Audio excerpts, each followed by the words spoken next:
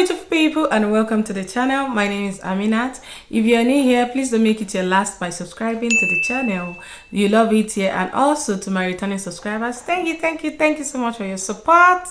I feel it's high time I give you guys a life update after staying here for over 6 months, and also to talk about the trending topic in Canada. Is Canada a scam?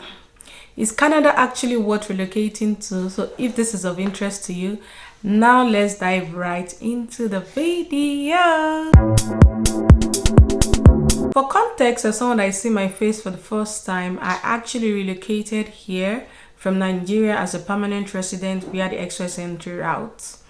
It has been a journey, a wonderful experience. So I'm going to share the good part and the not so good part. It's not been a bed of roses, but we are thriving. We are taking it a step after the other. However, would I want to have it any other way? Absolutely no, absolutely not. Even with the fact that I have a newborn. And thinking of that now, I actually thought I would not survive the first couple of months, because unlike when I had my first, I had help, I had community that made life easier as a new mom, as opposed to now whereby I'm in a new country, I'm doing it all by myself. Although with the help of my spouse, of course, we are winging it here and there. Sometimes I'm just amazed at the things that we can do, because you don't know what you're capable of until you have no other choice. Like, so far so good. I think we are doing great, because having someone here to spend or to spare you 30 minutes of their time is actually a luxury, because everyone is up and doing, because the bills don't stop, so money has to be made, right? But I feel one thing that has really helped me is the fact that I was mentally ready for this journey. I watched some YouTube videos just to prepare me for the reality that lies ahead of me, even before relocating or coming into the country. Because sometimes on social media, it's not as it's painted.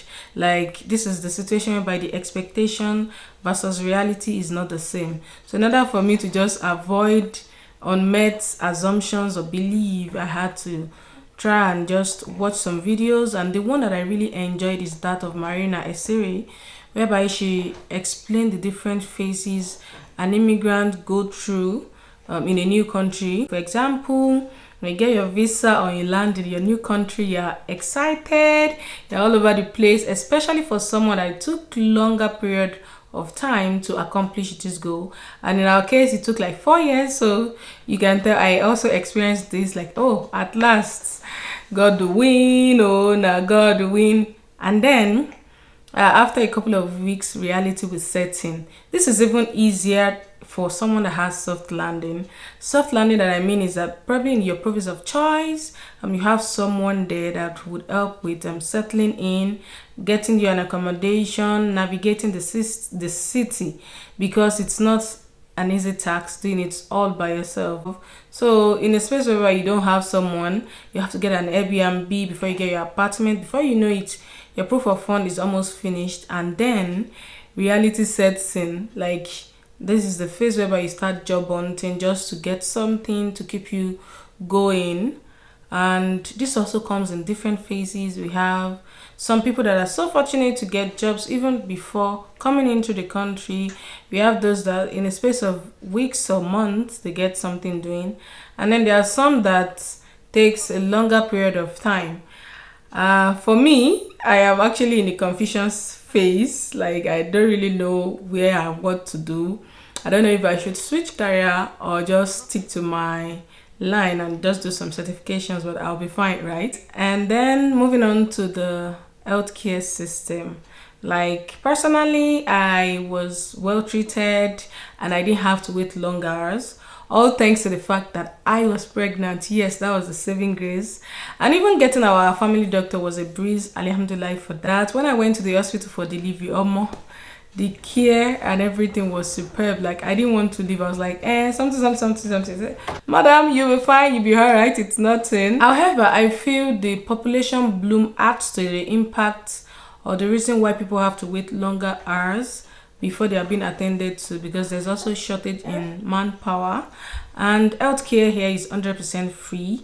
Like, except you have prescriptions from your doctor, which you'd have to pay out of pocket for that.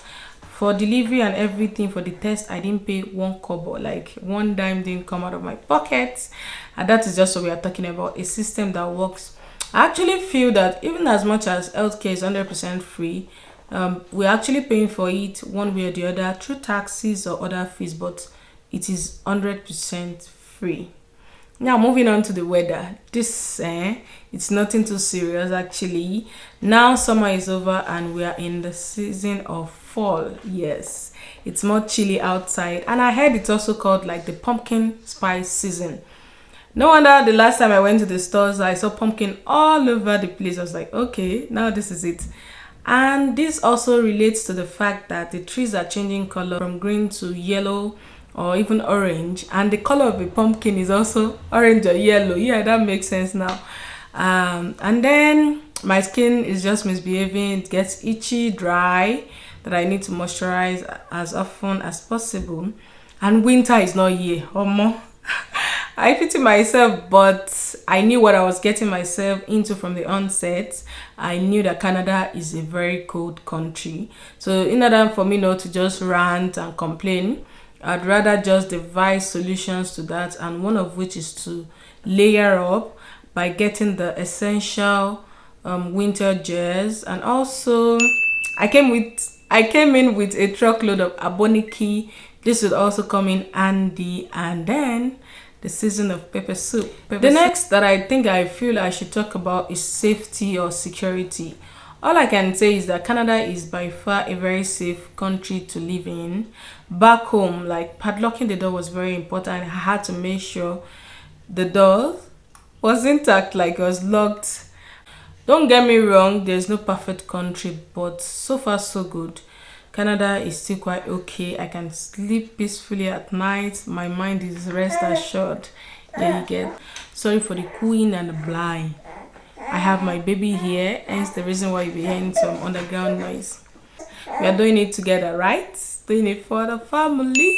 So for the cost of living, from my point of view, I feel no country is actually free from inflation in 2023 after COVID. Also coupled with the fact that the Russian-Ukraine war is also playing a part in this. There's high prices everywhere. The gas price, the groceries, in fact, everything is increasing. However, I think the best that can be done is just to adjust and cut costs. For me, what I do is I don't go for high-end brands. In here, there's a brand called No Name, and they have virtually everything and anything you can think of, from households to grocery items. And that is what I relatively go for, because they are relatively cheaper than other brands and you get the same quality. That's it. High price doesn't mean, if the price, because the price of a product is quite higher, doesn't mean that the product is better or the quality is better. Just so that everything will balance up. The standard of living is quite high in all parts of the country, the US, the UK. The best is just to adjust. Another thing that I want to talk about is the daycare center, because this is not even encouraging at all. Like prior to giving birth, I was told to start calling the daycare centers so as to put my daughter's name on the wait list, because the demand doesn't equate to the supply. Like we have few daycare centers as opposed to the children. So I called one center and they were like, they had like 3 pages full of names and they can't put me on the wait list.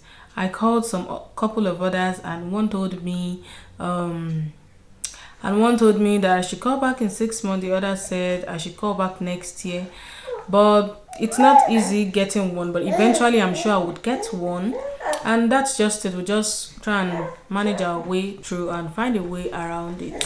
And transportation, this one, Uber has chopped my money. So I'm going to chop my money, chop my money. Before you know it, $20, $30.